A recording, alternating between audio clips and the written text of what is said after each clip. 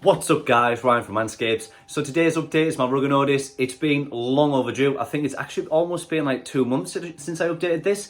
Same as my mountain paludarium, I'll be updating that one soon as well. My millipedes, everything. I've got all the content there, I just haven't had the time. It's been my birthday lately and life's just been hectic. Gone through a jobs change, all that sort of stuff. So I hope you liked the video. It's not in-depth as much as I'd like to, but there's a lot of stuff there that's, I think you guys will like. But as always from me, peace and love. I'm out.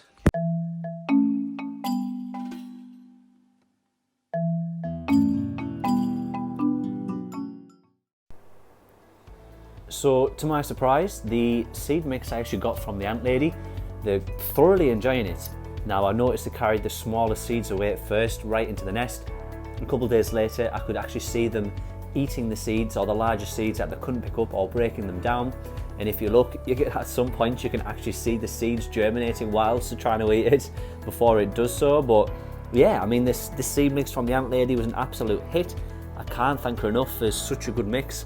You can absolutely tell that they're all organic, just the rate that they germinate and how fast they germinate. I think every single seed that didn't get eaten germinated on the surface of this afterwards. But yeah, I first time feeding them seeds, I didn't think they would take it, but they absolutely loved them. So it's something that I will be including within the diet from now on, alongside obviously mealworms and crickets and the usual sort of stuff.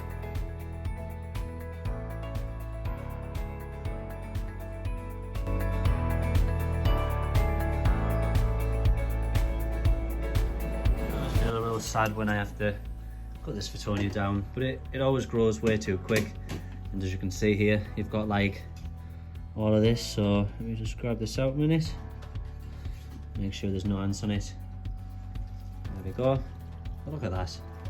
It's almost a shame to cut it off, but hey, you've got to do these things just to maintain it. And then I'll cut that one there, that's sort of growing that way. I don't want it to grow that way. So yeah, I'm going to replant this and hope that I can get another plant from it though, with the pots I've got in my sort of grow out tank. And here was just sort of a quick glimpse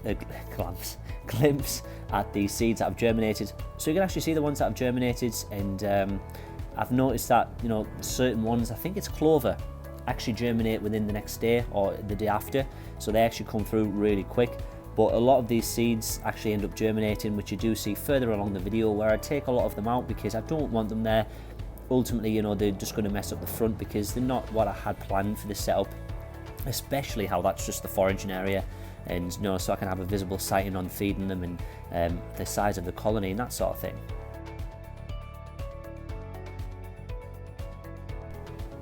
And here I'm just giving it a spray down, wiping the glass, making it look pretty, and knocking over the liquid feeder in the process, and also getting an ant on the microfiber and having to put it back in, which was okay. But you can actually see the activity levels just sort of on this, I guess, like eye level. You can see how many ants are sort of mooching around, new workers, things like that, how many seeds actually did end up germinating. So, I do, like I say, remove a lot of these throughout the video, but I just wanted to show the activity levels, which has actually gone down a little bit since I sort of slightly overwatered it, plus overwatered the sort of water section, which ended up tippling into the soil. My mistake, but the ants are absolutely fine. I'm constantly seeing new workers, so I can't complain.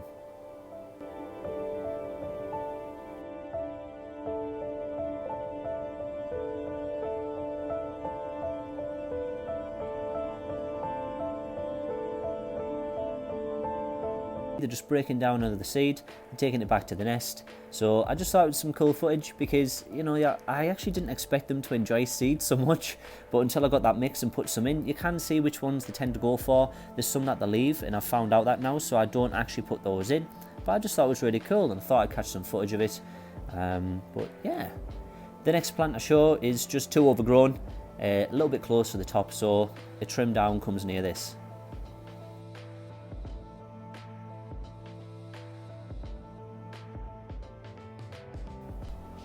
And I don't know if you can see this, but I see a shrimp crossing over the rocks back into the water section.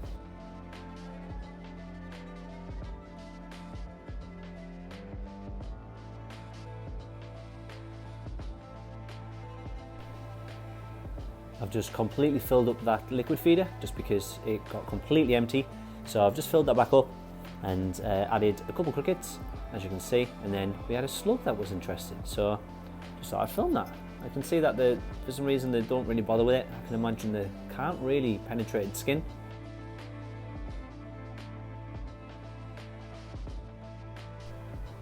It did not take them long at all to swarm the cricket. I also put some egg yolk in there. I thought I'd try it out. Turns out they didn't like it in the end, so I just removed it.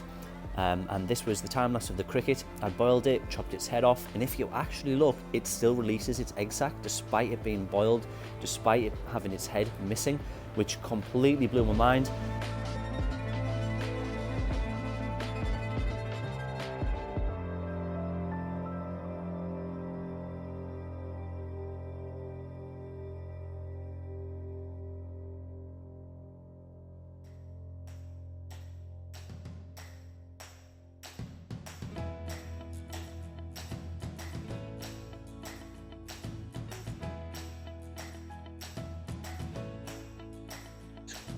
Now you're all probably going to remember when I chopped this down. As you can see, it's literally just huge again. But not just that, because obviously I wanted to make it short and stout, which is what I mentioned on one of my videos. And I certainly have, because if you look at this leaf here, look at the size of that. It's like my hand. So yeah, they're just absolutely massive. To be honest, this is probably way too big for this. It always was, but you know, I was trying to keep it at that short, stout height there, but now the leaves are just huge. Same with this one though, it's absolutely massive. Swiss cheese plant, that one again, I just really like that plant, I'm leaving it in. And all these other stuff like that bromeliad there is now producing extra little flowers coming out and things like that, so it is really coming on. But this is just absolutely wild. I do need to cut that back, because if you look from that angle there, you can see it's all touching the lid. I've literally just grabbed that there and pulled it down, because that was all again just like wrapped all the way around here, you know, and I don't want it to then push out the sides. Not that it can, because it's obviously you know, tight shut, but it's just one of them things. And then the Fittonia, every time I cut it, it just sends out new branches either side, so that's really sort of nice and bushy, a little bit lanky for what we want. So I will be cutting this again, and I want it more bushy, less lanky. But yeah, it's just absolutely crazy, all this. It's just sort of, it won't stop growing. I actually cut that sort of succulent at the back there quite recently as well, and that again, that one's now growing. I've got the cutting in here, or the off cutting in a little pot that I've planted on, which is just here, as you can see. And now that one itself is growing, and it's producing a brand new little sort of leaf here, which is really cool. And yeah, so it's all going just absolutely great. This plant here, I really love this. This one, sorry, the colours on it, and the one to the side, the one that's more green with sort of like the rippled effect leaf shape. Really cool.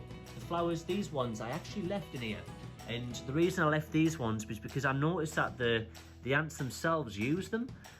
They produce a lot of seeds, being a weed. And you know, I tend to find that the ants themselves actually eat all of these and they tend to them. So I have left a few of those, because I could have just cut all them back and out, but I didn't. I wanted them in particular. Although the flowers are so small and sort of unnecessary in my opinion, the ants like them. So if the ants like them, then you know, we've got to keep them in there. This is a before shot of me, well, before I trim it, I guess. But I do need to sort of not trim it. I'm going to give it a water down, and I'll trim it tomorrow. But I'm going to take a before and after photo and video of that happening.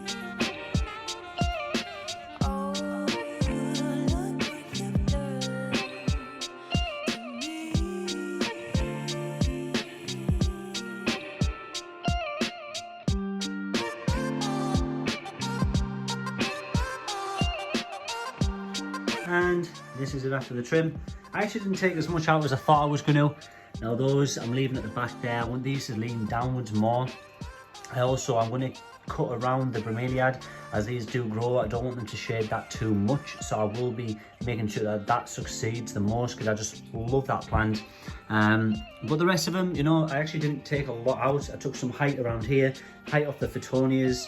I took some cuttings from these, the things that germinated from the ant lady. Now these ones in particular, I'm actually doing something with them at the moment. They're called coleus. So once they've grown, you'll see exactly why I've put them there and the reasons being, but you will see that because they are such a beautiful plant. But that's it after. That's it after. Look, now all of the leaves I do keep. I've actually sliced them up into like a little kind of mini little like leaf soup, we'll say. But yeah, so they're all chopped up into pieces, and I'm just going to go and add this into the millipede tank.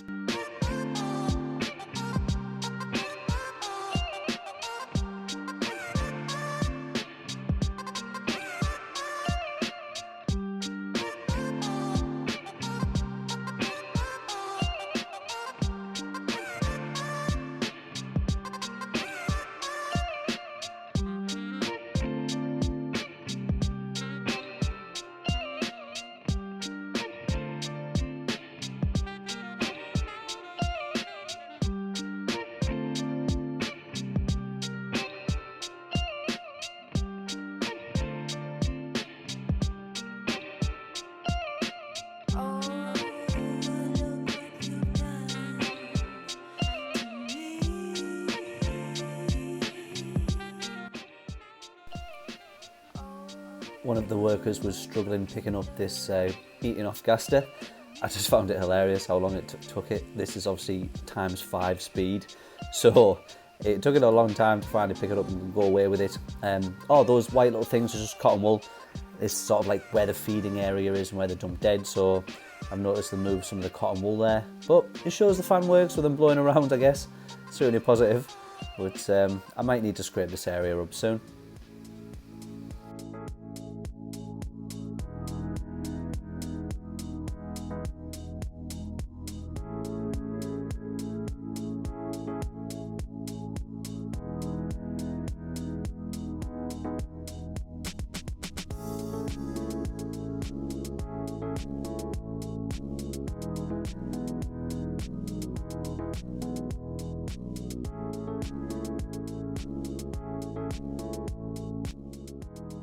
The bromeliad has now started to flower, and it just looks so pretty, and I'm absolutely over the moon. It really is a beautiful plant. And yes, I have to cut it down again. This happens every, maybe it's 5 to 6 days. I tend to keep on top of it every couple of days as well, just trim them here and there if I see them growing towards more that lid section. If they're touching the lid, it's fine because I've got a lot of that flowing around the edge. You can probably see it from the image, but it works fine for me. The reason they're growing so well is because of that root system at the back. I'll show just a little bit of footage here going along, but you can actually see how thick and prolific those roots are, especially on one section. You see how thick they are at the bottom in the drainage layer, so hence why they're growing all the time. And then I was super happy because I ended up finally seeing a tropical orange woodlice. Awesome. I haven't seen these for a long time. They must be growing or breeding, I'm not too sure, or reach a mutual agreement with the ants, who knows, but I'm really glad to see these, and I hope to see more of them in the future.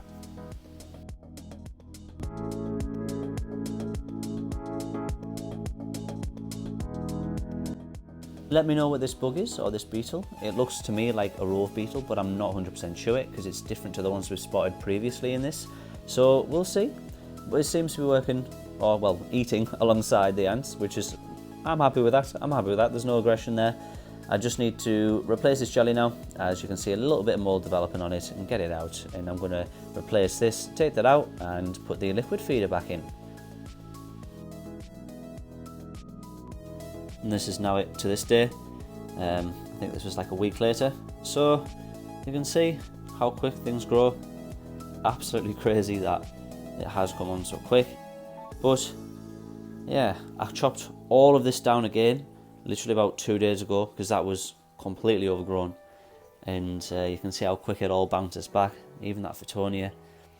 But yeah, this one here now, the leaves are even bigger than before. So it was my hand, now it's actually bigger than my hand. So Yeah, these ones are just getting absolutely huge.